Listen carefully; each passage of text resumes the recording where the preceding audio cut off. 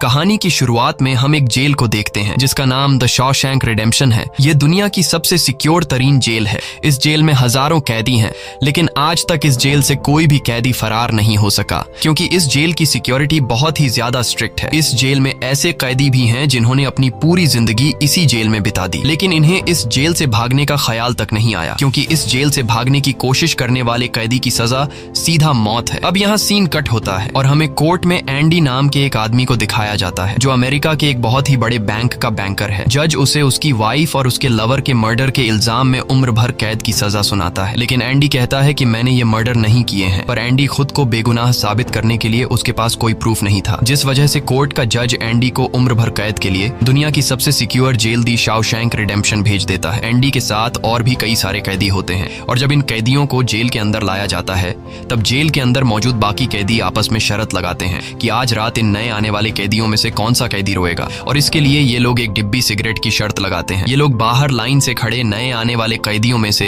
एक एक कैदी को चुन लेते हैं। तब रेड नाम का एक कैदी एंडी पर दांव लगाता है क्योंकि उसे लगता है कि एंडी बहुत ही मासूम है और वो बहुत ही अमीर घर का है जिसने कभी तकलीफ नहीं झेली, इसलिए उसे लगता है कि वो आज रात सबसे पहले रोएगा। इसके बाद सभी कैदियों को लाइन से जेल के अंदर लाया जाता है और हर एक कैदी को उसके सेल में बंद कर दिया जाता है। कुछ देर बाद रात हो जाती है और तब पुराने कैदी नए आने वाले कैदियों पर चिल्लाने लगते हैं ताकि उनमें से कोई डर जाए और रोने लगे, और ऐसा ही होता है। इन नए आने वाले कैदियों में से एक कैदी फूट फूट कर रोने लगता है और कहता है कि मुझे घर जाना है। तब वहाँ गार्ड आते हैं और उसे रोने से मना करते हैं, लेकिन जब वो आदमी रोना बंद नहीं करता तब गार्ड उसे सेल से बाहर निकालकर इतना पीटते हैं कि वह बेहोश हो जाता है। दूसरी तरफ रेड एंडी पर लगाया हुआ दांव हार जाता है और रेड समझ जाता है कि एंडी बहुत ही स्ट्रांग है क्योंकि इतना डराने के बावजूद उसने एक आवाज तक नहीं की। इसलिए अगले दिन रेड अपने साथी को सिगरेट का एक डिब्बा दे देता है क्योंकि रेड एंडी पर लगाया हुआ दांव हार चुका था। तभी हम एंडी को देखते हैं जो अकेला चुपचाप ब्रेकफास्ट कर रहा होता है। तब एंडी की मुलाकात जेल के सबसे पुराने कैदी ब्रुक्स से होती है। ब्रुक्स को यहाँ इस जेल में लगभग 50 साल पूरे होने वाले हैं। एंडी समझदारी से ब्रुक्स से इस जेल के सभी छोटे बड़े रूल्स और हर एक कैदी के बारे में जानने की कोशिश करता है। तब ब्रुक्स एंडी को जेल का हर एक सीक्रेट बता देता है और वो एंडी से कहता है कि अगर तुम्हें जेल के बाहर से कुछ मंगवाना हो तो रेड नाम के कैदी के पास जाना। ये सुनते ही एंडी भी इंतजार नहीं करता और वह सीधा रेड के पास पहुंच जाता है और रेड से कहता है कि मैंने सुना है तुम बाहर से किसी भी चीज को अंदर मंगवा सकते हो। तब रेड कहता है हाँ मैं मंगवा सकता हूँ, लेकिन ऐसी चीज जो यहाँ से भागने या फिर किसी को मारने में काम ना आती हो। एंडी रेड से कहता है कि मुझे हैमर यानी एक हथौड़ा चाहिए। हथौड़े का नाम सुनते ही रेड कहता है कि तुम्हें हथौड़ा ही क्यों चाहिए, क्या तुम हथौड़े से किसी को मारने वाले तो नहीं हो? तब एंडी कहता है नहीं, मैं किसी को मारने वाला नहीं हूँ, मेरा यहाँ कोई भी दुश्मन नहीं है। ये सुनकर रेड कहता है कि तुम्हारा यहाँ दुश्मन तो नहीं है, लेकिन जल्द ही कुछ लोग तुम्हारे दुश्मन बनने वाले हैं। वो कुछ लोगों की तरफ इशारा करके एंडी को वार्न करता है कि इन लोगों की गंदी नजर तुम पर है, इसलिए इनसे बच कर रहना। अगले दिन एंडी के कहने पर रेड उसके लिए हैमर मंगवा देता है और जब वो हथौड़ा देखता है तो रेड हंसने लगता है क्योंकि हथौड़ा साइज में बहुत ही छोटा होता है और रेड मन ही मन सोचता है कि इस हथौड़े से जेल में सुरंग बनाने में 600 साल लग जाएंगे। इसके बाद रेड ब्रुक्स के जरिए एंडी के सेल तक हथौड़ा पहुंचा देता है। ऐसे ही दिन बीतते हैं और एक दिन जब एंडी लॉन्ड्री में काम कर रहा होता है तब वो 3 लोग जिनकी एंडी पर गंदी नजर होती है वो एंडी को पकड़ लेते हैं। एंडी उनसे अपने आप को छुड़ाने की कोशिश करता है पर 3 लोगों को वह अकेले कंट्रोल नहीं कर पा रहा था, इसलिए ये तीनों पहले एंडी को खूब पीटते हैं और फिर एंडी के साथ गलत करते हैं। यह सिलसिला इसी तरह चलता रहता है। ये लोग हमेशा एंडी को पकड़ते और फिर उसे मारकर उसके साथ गलत करते रहते। इस तरह से 2 साल बीत जाते हैं और एक अनाउंस होता है कि छत की मरम्मत के लिए कुछ लोगों की जरूरत है। यहाँ कैदियों की एक टीम छत के काम के लिए तैयार हो जाती है जिसमें रेड और एंडी भी शामिल होते हैं। ये लोग सब अपने काम पर लग जाते हैं और छत पर उनकी देखभाल की जिम्मेदारी एक बहुत ही सख्त सिक्योरिटी गार्ड की होती है जिसका नाम हैडली है। हैडली बहुत ही स्ट्रिक्ट इंसान है जो जरा सी गलती पर कैदियों को बहुत बुरी तरह पीटता है। जब सभी कैदी छत पर काम कर रहे होते हैं तब हैडली थोड़ा परेशान होता है और अपने साथियों से कहता है कि मेरे भाई की हाल ही में मौत हुई है जिसके अकाउंट में $30,000 पड़े हैं। अब मेरे भाई का मेरे अलावा इस दुनिया में और कोई नहीं है, इसलिए उसके पैसे पर मेरा हक बनता है। लेकिन परेशानी की बात यह है कि जब मैं इन $30,000 को अपने अकाउंट में ट्रांसफर करूंगा तब सरकार मुझसे टैक्स के रूप में सारे पैसे ले लेगी। हैडली जब अपने साथियों से यह बातें कर रहा था तब एंडी भी इसकी सारी बातें सुन लेता है। एंडी जो कि एक बहुत बड़ा बैंकर है, उसे पता था कि इन पैसों को बिना गवर्नमेंट को टैक्स दिए कैसे निकाला जा सकता है। इसके बाद एंडी बिना सोचे हैडली के पास जाता है और उससे कहता है कि क्या तुम अपनी बीवी पर भरोसा करते हो? ये बात सुनते ही हैडली हैडली को गुस्सा आ जाता है और वह एंडी को पकड़कर छत के किनारे ले जाता है, लेकिन उसे नीचे फेंकने से पहले एंडी उसे बताता है, अगर तुम अपनी बीवी पर भरोसा करते हो कि वह तुम्हें धोखा नहीं देगी तो तुम आसानी से अपने भाई के पैसे अपनी वाइफ के अकाउंट में ट्रांसफर कर सकते हो, वह भी बिना टैक्स दिए, क्योंकि गवर्नमेंट का एक रूल है कि कोई भी इंसान अपनी पत्नी को पूरे जीवन में $60,000 तक गिफ्ट कर सकता है और इन पैसों पर कोई टैक्स नहीं लगता। और एंडी यह भी कहता है कि अगर तुम बाहर से किसी लॉयर को रखोगे तो वह तुमसे बहुत ज्यादा पैसे चार्ज करेगा, लेकिन मैं ये काम तुम्हारे लिए फ्री में कर सकता हूँ। तब हैडली पूछता है, बदले में तुम्हें क्या चाहिए? इस पर एंडी मुस्कुराते हुए कहता है, मुझे कुछ नहीं चाहिए, जब तुम्हारा काम हो जाए तुम बस मेरे सारे दोस्तों को बियर पिला देना। और अगले दिन सभी कैदी छत पर बैठकर बियर का मजा ले रहे होते हैं, यानी एंडी ने हैडली का काम कर दिया था। लेकिन एंडी बियर नहीं पीता, वह एक कोने में बैठकर सभी को बियर पीते देखकर खुश होता है। एंडी के साथी भी उससे बहुत खुश होते हैं, क्योंकि जेल में बियर पीना ऑलमोस्ट इम्पॉसिबल था, लेकिन एंडी की वजह से उनकी यह इच्छा पूरी हुई। फिर समय ऐसे ही बीतता है और एंडी और रेड की दोस्ती गहरी हो जाती है। कुछ दिन बाद जेल में सभी कैदियों को फिल्म दिखाई जाती है और सभी लोग रीटा हेवर्थ की फिल्म देख रहे होते हैं। तब एंडी रेड के पास आकर कहता है, मुझे रीटा हेवर्थ का एक बड़ा पोस्टर चाहिए। एंडी रेड से इसलिए पोस्टर मांगता है क्योंकि पूरे जेल में एक रेड ही था जो बाहर से किसी भी चीज को मंगवा सकता था। इसके बाद एंडी बाहर निकलता है, लेकिन जैसे ही वह बाहर आता है वहाँ वही 3 लोग खड़े होते हैं जो एंडी के साथ गलत करते थे। वह एंडी से कहते हैं, चलो हमारे साथ, लेकिन इस बार एंडी मना कर देता है। एंडी के मना करने पर वो लोग उसे पकड़ लेते हैं और उसके साथ जबरदस्ती करने की कोशिश करते हैं, लेकिन एंडी भी उनका मुकाबला करता है। पर वो लोग 3 होते हैं, जिस वजह से वो एंडी को बहुत ही बुरी तरह से पीटते हैं। पर आज ये लोग एंडी के साथ कुछ कर नहीं पाते, लेकिन एंडी को ये लोग इतना मारते हैं कि एंडी 1 महीने के लिए अस्पताल में चला जाता है और साथ ही वो आदमी जिसने एंडी को मारा होता है उसे 1 हफ्ते के लिए काल कोठरी में डाल दिया जाता है। 1 हफ्ते बाद जब वो वापस अपने सेल में आता है तो वहां पर वही ऑफिसर होता है जिसका एंडी ने $30,000 का टैक्स बचाया था, और इस ऑफिसर को किसी ने बता दिया था कि एंडी को इस आदमी ने इतना मारा है कि वो बेचारा 1 महीने के लिए अस्पताल में चला गया है। अब यहाँ वो ऑफिसर उस आदमी को इतनी बुरी तरह से मारता है कि वो हमेशा के लिए पैरालाइज हो जाता है। 1 महीने बाद जब अस्पताल से एंडी वापस अपने सेल में आता है तब उसे अपने सेल में रीटा हेवर्थ का एक बड़ा पोस्टर मिलता है, जो कि असल में एक वेलकम गिफ्ट होता है रेड की तरफ से। इस तरह से दिन गुजरते हैं और एक दिन जेल का वार्डन सिक्योरिटी गार्ड के साथ एंडी के सेल में आता है और उसके सेल की तलाशी करवाता है। सेल की चेकिंग लेने के बाद जब वार्डन को कुछ नहीं मिलता तब वार्डन की नजर सामने लगे पोस्टर पर पड़ती है। वार्डन कहता है कि वैसे तो मैं सेल में पोस्टर अलाउ नहीं करता, पर तुम इसे अपने सेल में लगा सकते हो। दरअसल तलाशी तो एक बहाना होता है। वार्डन को इस ऑफिसर ने बताया था कि किस तरह से एंडी ने उसका $30,000 का टैक्स बचाया, इसीलिए वार्डन अपने फायदे के लिए एंडी से मिलना चाहता था। एंडी के हाथ में बाइबल होती है जिसे वह ले लेता है और बाइबल को लेकर वह यहाँ से निकल जाता है। पर कुछ ही दूर जाने के बाद वह वापस लौट कर आता है और उसके हाथ में जो एंडी की बाइबल होती है वह उसे लौटाते हुए कहता है कि मुक्ति इसी में है। अगले दिन वार्डन एंडी को अपने ऑफिस में बुलाता है और कहता है कि तुम्हारे जैसे इंटेलिजेंट आदमी को जेल की सलाखों के पीछे नहीं रहना चाहिए। इसलिए वार्डन एंडी को लाइब्रेरी का असिस्टेंट बना देता है। लाइब्रेरी में वही बुक्स नाम का बूढ़ा आदमी होता है जो कई सालों से लाइब्रेरी संभाल रहा है। तभी वो ऑफिसर जिसके लिए एंडी ने $30,000 बचाए थे वह एक दूसरे ऑफिसर को एंडी के पास लेकर आता है। असल में उसे ITAR का मसला था जिसे कुछ ही मिनटों में एंडी भर देता है, जिस वजह से पूरे जेल में एंडी के चर्चे होने लगते हैं। जैसे जैसे साल बीतते हैं एंडी के पास काम बढ़ता चला जाता है, जिस वजह से एंडी को अपने पास एक असिस्टेंट की जरूरत पड़ती है और वो अपना असिस्टेंट अपने सबसे अच्छे दोस्त रेड को बनाता है। एक दिन लाइब्रेरी में ब्रुक्स एक कैदी के गले पर चाकू रख देता है और वो उसे बिना वजह मारने की धमकी देता है। असल में सरकार ने उसकी सजा माफ कर दी है, पर वो इस जेल को छोड़कर नहीं जाना चाहता। आज उसे इस जेल में पूरे 50 साल हो चुके हैं। उसकी पूरी जिंदगी इसी जेल में बीत गई है और वो बिल्कुल भूल चुका है कि बाहर की दुनिया कैसी है। ये जेल की दुनिया ही उसकी असली दुनिया है और उसे लगता है कि अगर उसने किसी का खून कर दिया तो उसकी सजा बढ़ जाएगी और उसे इसी जेल में रखा जाएगा। एंडी के समझाने पर ब्रुक्स उस आदमी को जिसकी गर्दन पर उसने चाकू रखा था छोड़ देता है। अब न चाहते हुए भी ब्रुक्स जब जेल से छूटने के बाद बाहर आता है तो उसे बाहर की दुनिया बहुत अजीब लगती है। 50 सालों में बाहर की दुनिया की रफ्तार काफी ज्यादा बढ़ गई होती है। जहाँ सड़क पर पहले एक गाड़ी दिखती थी, अब सड़कों पर गाड़ियों की भीड़ है। कुछ दिन बाद वो एक सुपरमार्केट में काम करने लगता है, लेकिन उसका बाहर की दुनिया में बिल्कुल भी मन नहीं लगता। उसे बार बार जेल की याद आती है और वो जेल में वापस आना चाहता है। इसीलिए वो कभी कभी सोचता है कि वो कोई क्राइम करे ताकि वह फिर से इस जेल में जा सके। लेकिन ब्रुक्स इस उम्र में कोई भी क्राइम नहीं करना चाहता था और इस भीड़ भाड़ वाली तेज रफ्तार वाली जिंदगी में ब्रुक्स सर्वाइव नहीं कर पाता और अपनी जान दे देता है। मरने से पहले वो जेल में अपने साथियों के नाम एक खत लिखता है, जिसे पढ़ते हुए सभी बहुत ज्यादा इमोशनल हो जाते हैं। वहीं हमें जेल दिखाई जाती है है जहां पर वार्डन एक नया प्रोग्राम शुरू करता है। इस प्रोग्राम में जेल की कैदियों को बाहर ले जाकर काम करवाया जाएगा ताकि उन्हें पता चल सके कि मेहनत से पैसे कैसे कमाए जाते हैं, और कैदी भी इस काम के लिए मान जाते हैं क्योंकि वह सब भी बाहर की हवा खाना चाहते थे। और इस तरह से वार्डन इन कैदियों से काम लेता है। पर इस प्रोजेक्ट के जरिए वार्डन को बहुत सारे कॉन्ट्रैक्ट मिल जाते हैं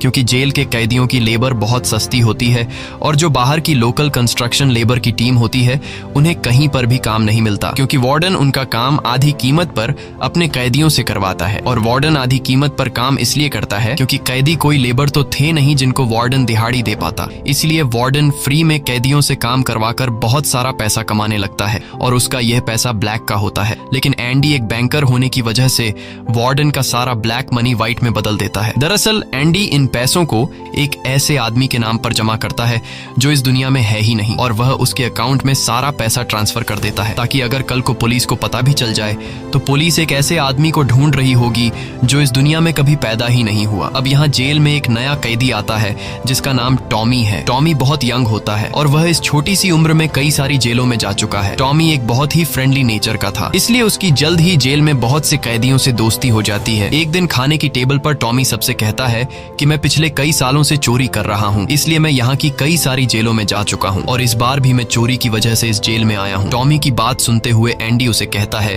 कि अगर तुम चोरी करने के बाद बार बार पकड़े जा रहे हो तो इसका मतलब ये है कि यह काम तुम पर सूट नहीं करता, इसलिए तुम्हें चोरी करना छोड़ देना चाहिए। टॉमी को एंडी की यह बात बिल्कुल ठीक लगती है, इसलिए टॉमी रेड से एंडी के बारे में जानकारी लेने लगता है। टॉमी रेड से कहता है कि एंडी बहुत ही इंटेलिजेंट और डिसेंट इंसान है, उसे जेल क्यों हुई है। रेड उसे बताता है कि एंडी एक बहुत बड़ा बैंकर था लेकिन उसने अपनी वाइफ और उसके लवर का कत्ल किया जिस वजह से उसे उम्र भर कैद हुई। यह सुनकर टॉमी सोच में पड़ जाता है, जैसे उसे कुछ याद आया हो। उसके बाद वह एंडी को बुला लेता है। अब टॉमी के सामने एंडी और रेड होते हैं। टॉमी इन दोनों को बताता है कि 4 साल पहले मैं एक जेल में गया था जहाँ पर मुझे एक कैदी मिला और उस कैदी ने मुझे बताया कि एक रात वह एक घर में चोरी करने गया। चोरी के दौरान उस घर का मालिक जाग गया। अब पकड़े जाने के डर से उसने उस घर के मालिक और उसकी पत्नी को मार डाला। बाद में उसे पता चला कि वो दोनों पति पत्नी नहीं थे बल्कि लवर थे और वो औरत एक बहुत बड़े बैंकर की पत्नी थी। कुछ समय बाद जब मैंने अखबार में न्यूज पढ़ी तो मुझे पता चला कि पुलिस ने जब इन 2 मर्डर्स के बारे में जांच की तो पुलिस को शक हुआ कि इन दोनों को बैंकर ने मारा है, इसलिए बैंकर को उसकी पत्नी और उसकी पत्नी के लवर के हत्या के इल्जाम में गिरफ्तार कर लिया गया। यहाँ हमें पता चलता है कि एंडी बेगुनाह था। ये सब जानने के बाद एंडी वार्डन के पास जाता है और उससे ये सारी बातें बताता है, पर वार्डन जानबूझकर उसकी बातों पर विश्वास नहीं करता क्योंकि एंडी वह इंसान है जो उसके काले पैसों को व्हाइट में बदलता है और वार्डन के सारे राज जानता है। इसलिए अगर एंडी यहाँ से चला गया तो वार्डन न तो और पैसे कमा पाएगा और शायद उसके ब्लैक पैसों का राज भी खुल जाएगा। इसलिए वह एंडी से कहता है कि यह एक झूठी कहानी है, मुझे ऐसी कहानियां रोज सुनने को मिलती हैं। एंडी वार्डन से वादा करता है कि अगर मैं आजाद भी हो गया तो मैं तुम्हारा राज ही रखूंगा, लेकिन वार्डन एंडी की कोई भी बात नहीं सुनता। यह देखकर एंडी को बहुत गुस्सा आता है कि मैंने इस आदमी की इतनी मदद की लेकिन आज बेगुनाह होने के बावजूद भी मुझे यह बाहर नहीं जाने दे रहा, इसलिए एंडी वार्डन पर चिल्ला पड़ता है। तब वार्डन एंडी को 1 महीने के लिए काल कोठरी में डाल देता है और उसके बाद वह सीधे टॉमी के पास जाता है और वार्डन टॉमी से पूछता है कि क्या तुमने जो बातें एंडी को बताई हैं वह सारी सच हैं। टॉमी कहता है हाँ ये बिल्कुल सच है। इसके बाद वह टॉमी से कहता है कि क्या अगर तुम्हें कोर्ट में बुलाया जाए तो तुम कोर्ट में इस बात की गवाही दे सकते हो। तब टॉमी कहता है हाँ मैं इसके लिए तैयार हूँ। यह सुनते ही वार्डन ऊपर गार्ड को इशारा करता है और वह गार्ड टॉमी को गोलियों से छलनी कर देता है। इसके बाद वार्डन एंडी के पास जाता है और उसे कहता है कि टॉमी ने भागने की कोशिश की थी इसलिए उसे गोली मार दी गई, लेकिन एंडी समझ जाता है कि टॉमी को क्यों मारा गया और एंडी मन ही मन सोचता है कि वार्डन बहुत ही घटिया इंसान है। एंडी वार्डन से कहता है कि आज के बाद मैं तुम्हारा काम कभी नहीं करूंगा। तब वार्डन कहता है कि मेरा काम तो तुम्हें ही करना पड़ेगा वरना मैं यह जेल तुम्हारे लिए नरक बना दूंगा। और जाते हुए वार्डन सिक्योरिटी गार्ड से कहता है कि उसे 1 और महीने के लिए काल कोठरी में रखो। काल कोठरी एक बहुत ही खौफनाक जगह थी जहाँ काले अंधेरों में कैदी को पूरे 1 महीने रहना पड़ता था। अब एंडी इस काल कोठरी में 1 महीना तो बिता चुका था लेकिन अब उसे 1 और महीना उसी अंधेरे वाले छोटे से कमरे में बिताना पड़ेगा। बाहर पूरे जेल में यह खबर फैल जाती है कि एंडी उस गुनाह की सजा काट रहा है जो उसने कभी किया ही नहीं था। जेल के अंदर मौजूद सभी कैदियों को एंडी के लिए बहुत दुख होता है। अब काल कोठरी में पूरे 2 महीने गुजारने के बाद जब एंडी बाहर आता है तो रेड उसके पास आता है। एंडी रेड से पूछता है कि क्या तुम कभी इस जेल से बाहर निकल पाओगे। रेड कहता है हाँ, लेकिन तब जब मैं बहुत बूढ़ा हो गया होऊंगा और मेरा दिमाग काम करना बंद कर देगा। एंडी कहता है कि मैं यहाँ से निकलकर मेक्सिको जाऊंगा। मेक्सिको में समुद्र किनारे एक बहुत खूबसूरत जगह है। कहा जाता है कि इंसान अपने आप को वहाँ खो देता है। मैं वहाँ अपना एक रेस्टोरेंट खोलूंगा, समुद्र किनारे अपनी नाव की रिपेयर करूंगा और वहाँ मुझे एक जोगाड़ी आदमी की जरूरत पड़ेगी जो मेरे लिए बाहर से सामान लाया करेगा। असल में वह रेड की तरफ इशारा कर रहा था। रेड ये सुनकर कहता है कि उम्मीद बहुत खतरनाक चीज होती है, ये इंसान को पागल तक कर देती है। तुम्हें सच्चाई की दुनिया में वापस लौटना होगा। मेक्सिको यहाँ से बहुत दूर है। ये कहकर रेड वहाँ से जाने लगता है, लेकिन जाने से पहले एंडी रेड से कहता है कि वादा करो कि अगर तुम कभी यहाँ से रिहा हुए तो मेरा एक काम करोगे। रेड कहता है हाँ मैं जरूर करूंगा। तब एंडी रेड को एक एड्रेस बताता है और कहता है कि जब भी तुम यहाँ से छूट जाओ तो उस जगह जाना जहाँ एक बड़े मैदान के बीच एक खूबसूरत पेड़ है। उसी पेड़ के नीचे मैंने अपनी वाइफ को प्रपोज किया था। वह रेड से कहता है कि उसी पेड़ के नीचे एक दीवार के अंदर तुम्हें काले रंग का पत्थर मिलेगा जिसके नीचे मैंने एक बॉक्स छिपाया है और जब भी तुम रिहा हो जाओगे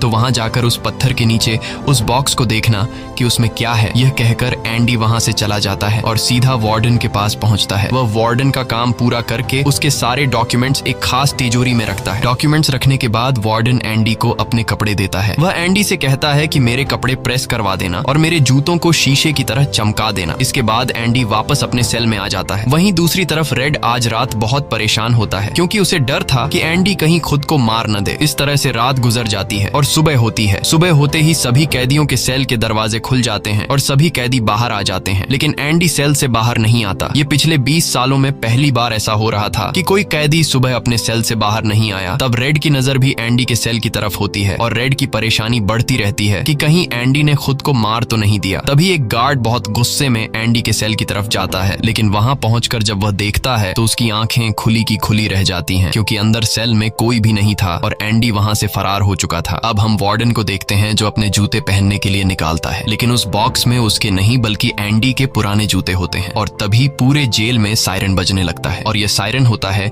किसी कैदी के भागने का। वार्डन तेजी से एंडी के सेल में जाता है और वहां वह देखता है कि एंडी नहीं है। इसके बाद वह सिक्योरिटी गार्ड से कहता है कि जाओ और रेड को बुलाकर लाओ क्योंकि वह हमेशा एंडी के साथ रहता था। यहाँ पर रेड को भी बुलाया जाता है। वार्डन रेड से पूछता है कि यह एंडी कहाँ है। रेड कहता है कि मुझे क्या पता। इस बात पर वार्डन को बहुत गुस्सा आता है। वह कहता है क्या वह कोई भूत था जो रातों रात यहाँ से गायब हो गया। गुस्से में वार्डन वहाँ पड़े पत्थर उठाता है और उनसे गार्ड्स और रेड को मारने लगता है और एक पत्थर वह उस पोस्टर पर भी मारता है जो दीवार पर लगा होता है, पर पत्थर टकराकर नीचे नहीं गिरता बल्कि पोस्टर के आर पार हो जाता है। और जब वार्डन उसके अंदर हाथ डालता है तो देखता है कि एंडी ने वहाँ एक बहुत बड़ी सुरंग बना रखी थी जिसे देखकर सब हैरान हो जाते हैं क्योंकि यह दीवार बहुत मजबूत होती है। बिना मशीन के इस दीवार में सुरंग बनाना लगभग नामुमकिन था, पर एंडी ने नामुमकिन को मुमकिन कर दिखाया और यहाँ से फरार हो गया। इसके बाद सभी गार्ड्स वहाँ जाते हैं जहाँ से एंडी बाहर निकला था। वहाँ उन्हें एंडी के पुराने कपड़े और वह हथौड़ी मिलती है जो आज से 20 साल पहले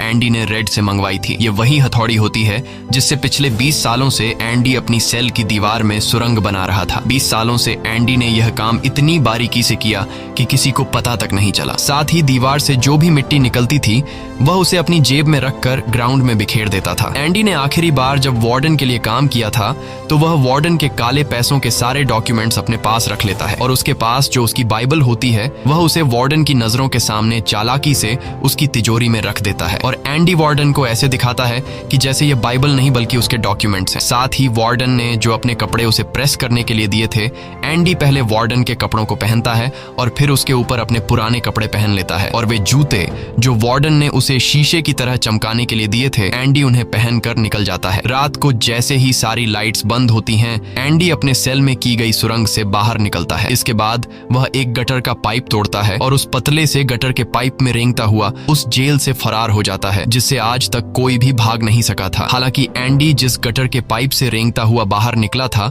वह लगभग 2 किलोमीटर लंबा था। अगली सुबह एंडी उस बैंक में जाता है जहां पर वार्डन का सारा ब्लैक पैसा होता है। ये पैसे एक ऐसे आदमी के नाम पर होते हैं जो इस दुनिया में है ही नहीं। ये सारा डॉक्यूमेंट्स का खेल एंडी ने ही तो बनाया था और बैंक में उस अकाउंट के ओनर का जो सिग्नेचर था वह जेल से एंडी किया करता था। इसलिए एंडी को वार्डन का सारा पैसा निकालने में कोई मुश्किल नहीं होती। एंडी के पास उस आदमी के नाम के सारे डॉक्यूमेंट्स होते हैं, इसलिए एंडी बैंक्स में जाकर सारे पैसे निकाल लेता है और ये पैसे होते हैं $3,70,000। यानी कि एंडी न केवल आजाद हुआ बल्कि वह पैसों से माला माल भी हुआ। और यहाँ हमें पता चलता है कि एंडी जिस दिन से उस जेल में एंटर हुआ था उसी दिन से वह इस काम की प्लानिंग कर रहा था। वार्डन ने एंडी के साथ जेल में बहुत बुरा सलूक किया था और उसने टॉमी को भी मार दिया था, इसलिए वह वार्डन के काले पैसों के सबूत मीडिया को देता है। अगली सुबह यह खबर न्यूज़पेपर में छप जाती है और जब वार्डन तिजोरी खोलकर देखता है तो उसमें उसके डॉक्यूमेंट्स नहीं बल्कि बाइबल होती है। बाइबल के पहले पेज पर एंडी ने लिखा होता है कि तुमने सही कहा था, मुक्ति इसी में है। और जब वार्डन पेज पलटता है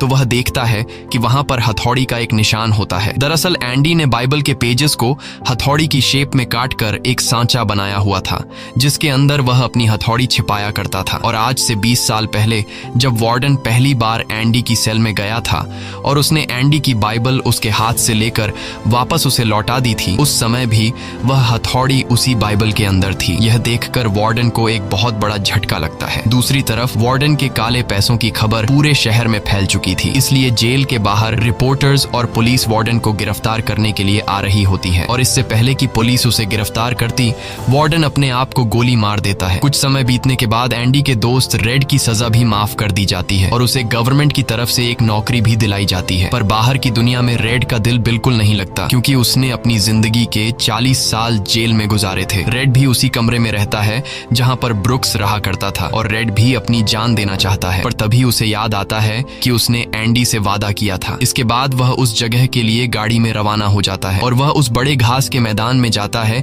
जहां पर एक बहुत बड़ा पेड़ होता है, साथ ही पत्थरों की दीवार भी होती है। उस दीवार पर एक काले रंग का पत्थर होता है और जब वह उस पत्थर को उठाता है तो उसके नीचे एक बॉक्स होता है। उस बॉक्स के अंदर कुछ पैसे और एक लेटर होता है। ये लेटर एंडी का होता है। उस लेटर में लिखा होता है कि एंडी रेड का उसी जगह पर इंतजार कर रहा है जिस जगह के बारे में एंडी ने रेड को जेल में बताया था। उसके आगे एंडी ने लिखा होता है कि उम्मीद अच्छी चीज होती है। इसके बाद रेड उस जगह पहुंच जाता है और जब वह समुद्र किनारे जाता है तो वो देखता है कि एंडी नाव में बैठकर अपनी नाव ठीक कर रहा है। यह जगह, यह सब कुछ एंडी का वह सपना होता है जो उसने जेल में रेड से शेयर किया था और रेड ने कहा था कि उम्मीद अच्छी नहीं होती। इसके बाद यह दोनों एक दूसरे को गले लगाते हैं और इसी के साथ ये कहानी खत्म हो जाती है। अगर आपको यह वीडियो अच्छी लगी हो तो हमारे चैनल को सब्सक्राइब और वीडियो को लाइक जरूर कीजिएगा।